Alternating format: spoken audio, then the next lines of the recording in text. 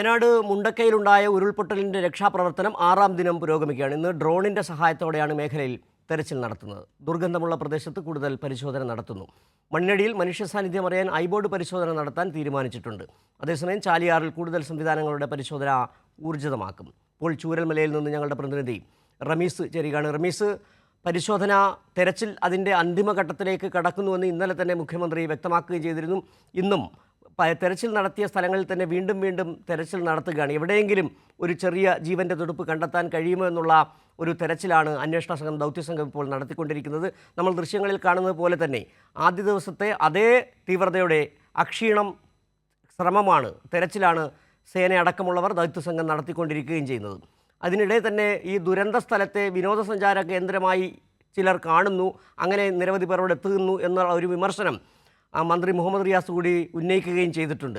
നിലവിൽ രക്ഷാപ്രവർത്തകരുടെ മാനസിക സ്ഥൈര്യം കെടുത്തുന്ന തരത്തിലേക്കുള്ള എന്തെങ്കിലും പ്രവർത്തനങ്ങൾ അവിടെ നിന്നുണ്ടാകുന്നുണ്ടോ? കഴിഞ്ഞ ദിവസമാണ് ഈ അനുമതിയില്ലാത്ത 3 പേർ രക്ഷാദൗത്യത്തിൻ്റെ ഭാഗമായി സൂചിപ്പാറയിലെത്തുകയും അവിടെ ആ സൂചിപ്പാറയിൽ പെട്ടുപോവുകയും പിന്നെ എയർലിഫ്റ്റ് ചെയ്തവരെ രക്ഷപ്പെടുത്തേണ്ടി വരുന്ന സാഹചര്യവും ഉണ്ടായി. ഇപ്പോൾ എല്ലാ തരത്തിലുമുള്ള പരിശോധന ഇന്ന് 6ാം ദിനത്തിലാണ്. കൂടുതൽ യന്ത്രസഹായത്തോടെയുള്ള കൂടുതൽ റഡാറുകൾ ഉപയോഗിച്ചുള്ള ഐബോർഡ് ഡ്രോൺ ഉപയോഗിച്ചുള്ള പരിശോധനയൊക്കെ നടക്കുകയാണ്. എന്താണ് ചൂരൽമലയിൽ നിന്ന് നൽകാൻ കഴിയുന്ന ഏറ്റവും പുതിയ വിവരങ്ങൾ?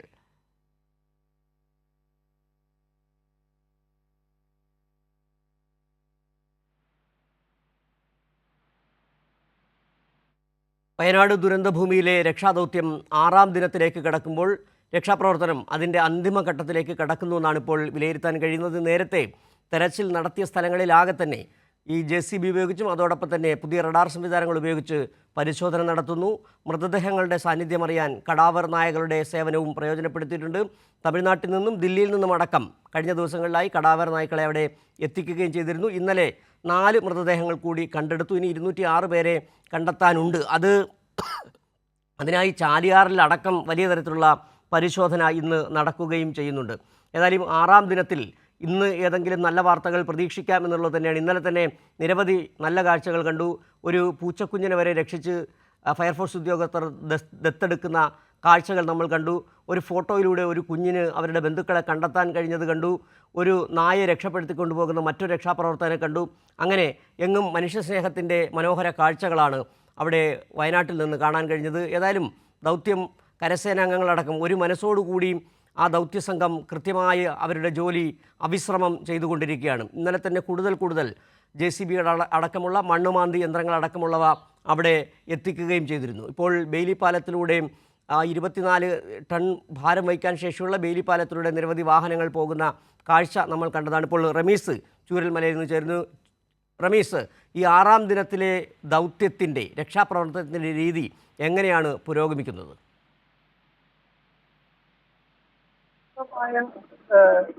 സംവിധാനങ്ങളെല്ലാം തന്നെ ചൂരൽമലയിൽ എത്തിച്ചുകൊണ്ട് ഇവിടെ രക്ഷാദൗത്യം നടത്തുമെന്നാണ് സർക്കാർ തീരുമാനിച്ചിട്ടുള്ളത്. അതിന്റെ ഭാഗമായി അതിന്റെ പ്രവർത്തനങ്ങളാണ് ഇവിടെ ഈ 6ാം ദിനവും പുരോഗമിക്കുന്നത്. നിലവിൽ ബെയിലി പാലത്തിന്റെ മെയിൻ്റനൻസ് പണി അടക്കം ഇപ്പോൾ ഇവിടെ പുരോഗമിക്കുന്നുണ്ട്. ഊരാളുങ്കൽ ലേബർ സൊസൈറ്റിയുടെ അടക്കം സഹകരണത്തോടു കൂടിയാണ് ഈ ഒരു മെയിൻ്റനൻസ് പണി പുരോഗമിച്ചുകൊണ്ടിരിക്കുന്നത്. മാത്രമല്ല, നിലവിൽ തെളിഞ്ഞ കാലാവസ്ഥയായതിനാൽ തന്നെ രക്ഷാദൗത്യത്തിന് പറ്റിയ സാഹചര്യവുമാണ്. രാവിലെ 7 മണിക്ക് തുടങ്ങിയ രക്ഷാദൗത്യം വിവിധ മേഖലകളിലായി 6 സോണുകളിലായി തിരിച്ചതിനനുസരിച്ച് പുരോഗമിച്ചുകൊണ്ടിരിക്കുകയാണ്. ഹിറ്റാച്ചികളും JCBകളും മറ്റും എടുത്തുകൊണ്ട് മണ്ണിനടിയിലേക്ക് പരിശോധന വ്യാപിപ്പിക്കുന്ന രീതിയാണ്. അത് നേരത്തെ ഈ പ്രാഥമികമായി മുകളിലുള്ള ഭാഗങ്ങളിലെല്ലാം തന്നെ എല്ലാ ഭാഗങ്ങളിലും തിരച്ചിൽ നടത്തിയിരുന്നു. ഇതിനുശേഷം JCBയും ഹിറ്റാച്ചികളും ഉപയോഗിച്ച് മണ്ണിനടിയിലുള്ള മൃതദേഹങ്ങൾ മറ്റും ഉണ്ടോ എന്നുള്ള പരിശോധന പുരോഗമിച്ചുകൊണ്ടിരിക്കുകയാണ്. മാത്രമല്ല, റഡാറുകളും അതുപോലെ തന്നെ ഡ്രോൺ പരിശോധനയും മണ്ണ് നിന്നിരുന്ന സ്ഥലങ്ങൾ അല്ലെങ്കിൽ നേരത്തെ ഉണ്ടായ ചിത്രങ്ങൾ ഉപയോഗിച്ചുകൊണ്ടുള്ള പരിശോധനയാണ് ഇപ്പോൾ പുരോഗമിച്ചുകൊണ്ടിരിക്കുന്നത്. ഇതിന്റെ കൂടെ പ്രത്യേകമായി എടുത്തു പറയേണ്ടത് ഇവിടെ കുറച്ചുകൂടി നിയന്ത്രണങ്ങളും സംവിധാനങ്ങളും രൂപപ്പെടുത്തി എന്നുള്ളതാണ്. കാരണം ഈ ഒരു ദുരന്തബാധിത പ്രദേശത്ത് ഒരു വ്യാപകമായി പടരുന്ന ഒരു ആരോപണം അല്ലെങ്കിൽ ഒരു പ്രചരണം ഈ മേഖലകളിലെല്ലാം തന്നെ മോഷണം വ്യാപകമാകുന്നു എന്നൊരു പ്രചരണം. അതിൽ നിലവിൽ യാതൊരു പരാതികളും തന്നെ ഇവിടെ എവിടെയും പോലീസ് ഉദ്യോഗസ്ഥർക്കോ കളക്ടർക്കോ മറ്റു അധികൃതർക്കോ ഒന്നും തന്നെ ലഭിച്ചിട്ടില്ലെങ്കിലും ഈ ഒരു പ്രചരണത്തിന്റെ ഭാഗമായി ദുരന്തബാധിത പ്രദേശത്ത് രാത്രിയിൽ പോലീസ് നിരീക്ഷണം ശക്തമാക്കിയിട്ടുണ്ട്.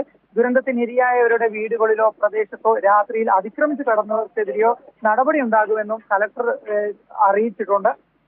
മാത്രമല്ല ഇവിടങ്ങളിൽ രക്ഷാപ്രവർത്തനത്തിന്റെ പേരിലോ അല്ലാതെയോ പോലീസിന്റെ അനുവാദമില്ലാതെ രാത്രികാലങ്ങളിൽ ആരും തന്നെ പ്രവേശിക്കാൻ പാടില്ല എന്നുള്ള നിർദ്ദേശങ്ങളും നൽകിയിട്ടുണ്ട്. മാത്രമല്ല ഈ ഭാഗങ്ങളിലെല്ലാം തന്നെ ഈ ദൈനികാലത്തിന് അപ്പുറത്തേക്ക് തന്നെ കൃത്യമായി രജിസ്റ്റർ ചെയ്ത സന്നദ്ധ സേവകരെ മാത്രമേ ഈ ഭാഗത്തേക്ക് പ്രവേശിപ്പിക്കുന്നുള്ളൂ. കൃത്യമായ പരിശോധനയിലൂടെ മാത്രമേ പ്രവേശിപ്പിക്കുന്നുള്ളൂ. കാരണം നേരത്തെ ഇവിടെയുള്ള സംവിധാനം അതൊരു കൃത്യമായ ഏകോപനത്തോടു കൂടി മുൻപോട്ട് പോവുക എന്ന ലക്ഷ്യത്തോടു കൂടിയാണ് ഈ ഒരു പ്രവർത്തനം മുന്നോട്ട് പോകുന്നത്.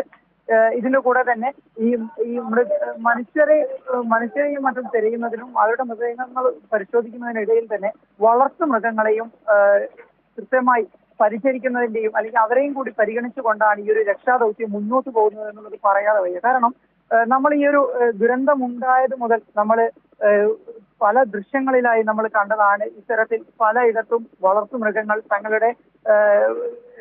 തങ്ങളുടെ ഉടയോനെ അന്വേഷിച്ചുകൊണ്ട് ദുരന്ത മേഖലയിൽ എത്തിയും തന്നെ നടന്നു നീങ്ങുന്ന ദൃശ്യങ്ങൾ നമ്മൾ കണ്ടതാണ്. അത് നമ്മൾ ഏവരെയും വേദനിപ്പിക്കുകയും ചെയ്തിട്ടുണ്ട്. അപ്പോൾ മൃഗസംരക്ഷണ വകുപ്പിന്റെ കീഴിൽ ഒരു 24 മണിക്കൂർ കൺട്രോൾ റൂം ഈ ചൂരൽമലയിൽ സ്ഥാപിച്ചിട്ടുണ്ട്. ഈ ഭാഗങ്ങളിൽ നിന്നെല്ലാം ദുരന്തത്തിൽ ഒറ്റപ്പെട്ടു പോയ കന്നുകാലികൾ ഉൾപ്പെടെയുള്ള വളർത്തു മൃഗങ്ങൾ അവരെ ഏറ്റെടുക്കുന്നതിനും മറ്റുമുള്ള സംവിധാനവും ഇവിടെ ഏർപ്പെടുത്തിയിട്ടുണ്ട്. മാത്രമല്ല പരിക്കേറ്റ മൃഗങ്ങൾക്ക് ആവശ്യമായ ചികിത്സ നൽകിച്ചിട്ടും ഏറ്റെടുക്കാൻ തയ്യാറുള്ള സമീപ പ്രദേശങ്ങളിലെ ക്ഷീര കർഷകരെ മൃഗസംരക്ഷണ വകുപ്പ് ഏൽപ്പിക്കും. അപ്പൊ ഈ തരത്തിലുള്ള ഒരു സംവിധാനമാണ് ഈ ചൂരൽമലയിൽ നിലവിൽ മുന്നോട്ട് പോകുന്നത്. നേരത്തെ പറഞ്ഞതുപോലെ ഈ ഒരു ഭാഗങ്ങളിലെല്ലാം തന്നെ ഡ്രോൺ അനുസരിച്ചുള്ള പരിശോധനയും പുരോഗമിച്ചുകൊണ്ടിരിക്കുകയാണ്.